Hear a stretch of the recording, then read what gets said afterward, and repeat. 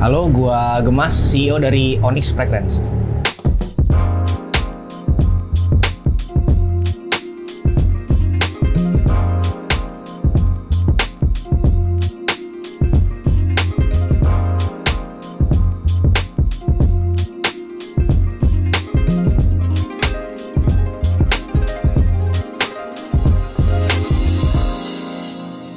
Halo, nama gua Gemas Suara Andika Isana Putra.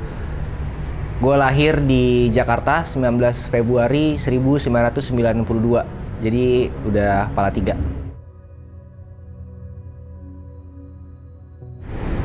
Kalau ditanya awal mula kenapa jadi pebisnis, kalau dibilang cita-cita juga bukan, cuman lebih kayak bergaul sama teman-teman yang emang suka berbisnis, akhirnya belajar jadi bisa kayak gitu sih. Kalau motivasi tersendiri sih tuntutan hidup ya. Jadi sempat coba kerja tapi nggak pernah cocok.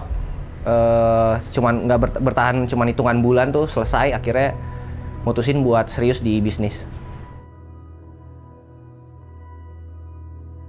Biasanya cocok sama atasan sih, gitu kayak entah gue yang sok pinter atau emang dia yang pinter. Jadi sering cekcok, terus kayak ya mungkin emang dari dulu rebel susah dibilangin kali ya, kayak gitu. Berarti dulu sempat in charge di role apa nih Mas waktu di tempat kerja sebelumnya? Sempat jadi ya namanya sih bisnis representatif ya, cuman intinya mah sales gitu. Jadi ya gitulah. Kenapa sulit menjadi sales Mas? Apa yang paling sulit menjadi sales?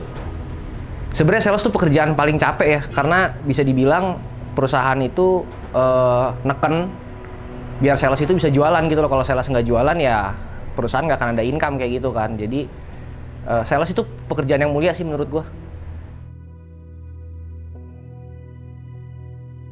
Awalnya sih memang dari obrolan tongkrongan ya gitu kan, barengan sama teman SMA gue. Kebetulan Onyx ini didirikan sama 4 orang gitu kan.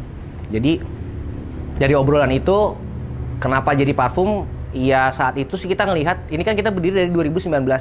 Saat itu tuh kayak belum banyak gitu loh, belum banyak brand-brand parfum. Terus juga kebetulan teman gue yang ngajak gue untuk bikin bisnis ini itu dulu tahu gitu loh bahwa selama SMA itu gue selalu menang angket terwangi. Terganteng nggak pernah, tapi terwangi selalu pasti gue yang menang, nggak ada yang ngalahin gitu loh. Mungkin dari situ dia melihat bahwa kayaknya emang potensinya nih anak di wangi gitu kan. Akhirnya gue sama teman gue itu berusaha untuk membuat Onyx Fragrance ini gitu. Jujur ya, kalau brand yang jadi inspirasi dulu tuh waktu gue pakai sih di Indomaret ya kebanyakan belinya gitu kan. Cuma ya gitu baunya ya hampir sama semuanya gitu kan. Sampai akhirnya dapat kesempatan untuk yuk bikin ini. Terus gue banyak belajar, cari tahu tentang dunia fragrance. Ternyata banyak banget aroma-aroma tuh yang bisa kita bikin gitu loh. Waktu dulu sebetulnya kita tuh bukan yang pengen membuat parfum terus kita jual. Sebenarnya dulu awalnya itu kita konsepnya kolaborasi gitu kan. Cuman dulu di 2019 itu karena kita ini modal pribadi, jadi keterbatasan dana dan juga keterbatasan link, sehingga konsep kolaborasi ini agak sulit kita jalankan gitu kan. Akhirnya sampai kita banting setir gimana caranya, karena kita harus punya penghasilan, intinya begitu gitu kan. Nggak bisa terlalu idealis, sampai akhirnya kita mutusin untuk yuk kita coba bikin varian kita sendiri gitu kan. Akhirnya kita bekerja sama vendor yang memang memiliki perfumer untuk bikin varian-varian Onyx ini. Kalau misalnya unique selling point-nya ya mungkin dari nama kali ya, sama aroma kita. Jadi kalau misalnya aroma kebanyakan parfum-parfum itu kan mungkin ada inspired-nya dari mana gitu kan. Nah, kita coba dengan tidak ada inspired-nya gitu loh. Jadi kita coba bisa dibilang kayak sok beride untuk tuning-tuning sendiri aroma-aroma yang kita suka, yang kira-kira bakal laku di pasaran kayak gitu. Kalau dibilang merasa terancam sih enggak, jujur aja kita juga senang sih. Jadi ada acuan buat kita sendiri untuk terus kreatif, terus berinovasi supaya nggak kalah bersaing kayak gitu. Jadi kalau misalnya munculnya banyak kompetitor tuh jadi ancaman sih, kita nggak mikir ke sana sih. Jadi mikirnya jadi seru aja gitu loh. Jadi dunia perfume ini jadi banyak pemainnya sekarang kayak gitu. Nah, kalau soal nama, kebetulan kita itu terinspirasi bukan inspirasi sih ya, mungkin kayak memang tujuannya ya memberikan nama seperti itu supaya mudah diingat aja sih. Jadi karena parfum itu kalau dijual secara online mungkin dulu tuh bingung bagaimana caranya kan, sedangkan parfum itu kan orang beli harus menghirup aromanya, harus mencium aromanya gitu kan. Jadi kita berusaha memberikan nama ke setiap varian kita itu yang kira-kira kayaknya nih cocok nih sama namanya gitu loh. Kayak misalnya gue ambil contoh FWB. Kenapa gue kasih nama FWB gitu kan? Mungkin orang akan mengartikan wah FWB apaan nih gitu-gitu. Ya sebetulnya gini, sesederhana kayak gini. Jadi ketika pertama kali gue cium aroma FWB itu, ini aromanya tuh mixingnya banyak banget. Buah-buahannya tuh banyak banget kayak gitu-gitu kan. Nah, FWB itu ketika orang sedang terjebak dalam hubungan FWB itu kan biasanya perasaannya campur aduk ya. Ada perasaan sedih, seneng, mau marah tapi nggak bisa marah, ya kayak gitu-gitulah ibaratnya. Nah jadi perasaan itu yang coba kita bawa ke FWB ini gitu loh, bahwa banyak perasaan dan kalau di FWB ini tuh banyak aroma gitu loh. Jadi kayak gitulah. Jadi untuk mempermudah tim marketing juga untuk memasarkan produk, untuk bercerita bahwa FWB ini tuh aromanya seperti ini. Makanya kita kasih nama FWB itu. Terus kalau misalnya contoh lagi Senoparty kali ya, yang memang apa namanya, kayaknya hampir semua orang tahu sih Senoparty itu plesetan apa gitu dan kenapa jadi Senoparty gitu kan. Ya sesederhana karena dulu gue mungkin salah satu di antara ribuan pelaku yang sering malam mingguan di sana gitu loh. Dan aroma ini tuh cocok banget kayaknya di sana gitu. Jadi kayak kenapa akhirnya kita kasih nama Senoparty. Sesederhana itu tapi tujuannya adalah supaya mudah diingat. Oke, jadi kemarin kita sempat kolaborasi sama salah satu YouTuber. Dan apa namanya, memang YouTuber ini punya bisa dibilang fans yang militan gitu kan. Jadi kita coba develop parfum barengan sama YouTuber ini. Sampai akhirnya begitu kita launching di 30 menit pertama itu kita dapat rekor pembelian terbanyak secara online ya, sekitar 3.000-an apa 1.000-an gitu, lupa. Tapi itu ada tuh itunya. Nanti disorot aja ya. Gitu. Sebetulnya sih prosesnya, kalau ditanya prosesnya sih nggak lama ya. Penentuan bibit itu kan ibaratnya tergantung si pembuatnya aja gitu loh. Kalau misalnya jelas itu biasanya cepat gitu kan. Cuma di Onyx ini yang lama adalah ketika varian itu sudah ada aromanya tapi namanya belum ada. Kayak gitu sih. Jadi kalau misalnya tadi kan nanya proses pembuatan aroma dari awal sampai akhirnya jadi gitu kan. Nah kenapa gue mau ceritain kenapa gue bikin Gratitude ini ya gitu kan. Jadi ini varian yang sebetulnya udah siap jual itu dari 2021 akhir. Iya, 2021 pertengahan gitu udah siap jual, bibitnya itu udah mantep gitu kan. Tapi karena ada hal teknis sampai akhirnya kita harus pindah vendor untuk buat varian ini lagi gitu kan. Jadi itu makanya prosesnya lama. Itu yang pertama.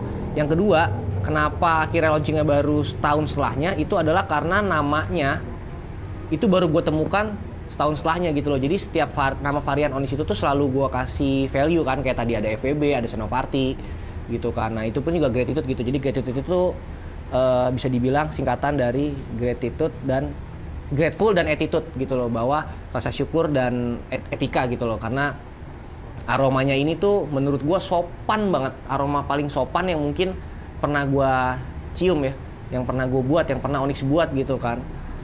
Makanya kenapa gue kasih warnanya coklat, terus ada aksen-aksen kayak seperti gunung kayak gitu-gitu ya.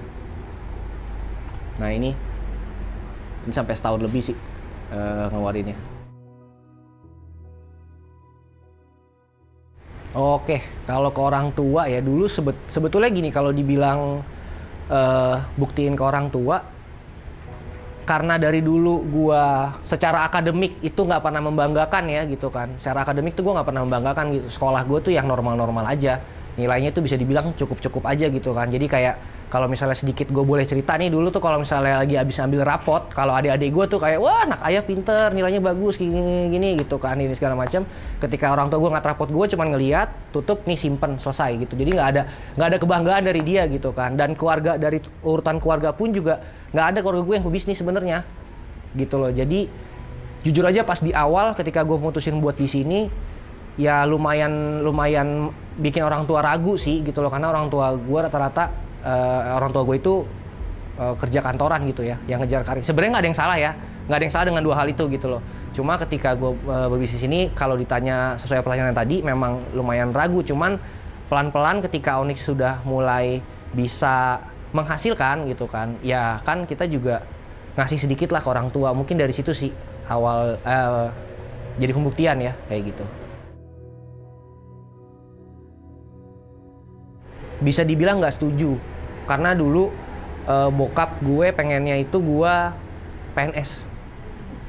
Standar ya PNS gitu ya, intinya mungkin kalau kerja ya mungkin karena orang tua kali ya, standar sih, maklumin banget sih gue dulu, orang tua gue tuh pengennya gue PNS gitu kan. Cuma gue coba balikin omongan dia aja gitu loh, bahwa dia bilang dulu, karena gue pas kuliah gue sempat usaha juga, gue sempat ikut MLM gitu kan, itu gue ditentang sama bokap gue tuh pernah bilang kayak, kamu tuh harus selesai kuliah, karena tanggung jawab ayah itu selesai setelah kamu kuliah. Setelah kamu kuliah terserah kamu mau ngapain. Nah, omongan itu yang gue balikin ketika gue mencoba ngebangun Onyx ini. Akhirnya bokap gue ngebebasin. Mungkin karena pas Muri sih, itu baru pas gue dapet rekor Muri tuh bokap gue tuh ngerasa kayak baru kerasa gitu pride, wah anak gue hebat nih gitu kan. Itu sampai di share ke grup keluarga, bahkan saudara gue yang gue nggak tahu tiba-tiba ngechat gue ngucapin selamat gitu. Ternyata bapak gue tuh di share di grup keluarga yang gue nggak ada di grup itu, diupload ke Facebook dia juga gitu kan, kayak gitu. Dan gue ngepoin Instagramnya dia sih, dia ngupload juga di Instagramnya kayak gitu. Ternyata dia bangga ya, mungkin Muri ini sih yang bikin dia bangga gitu kan.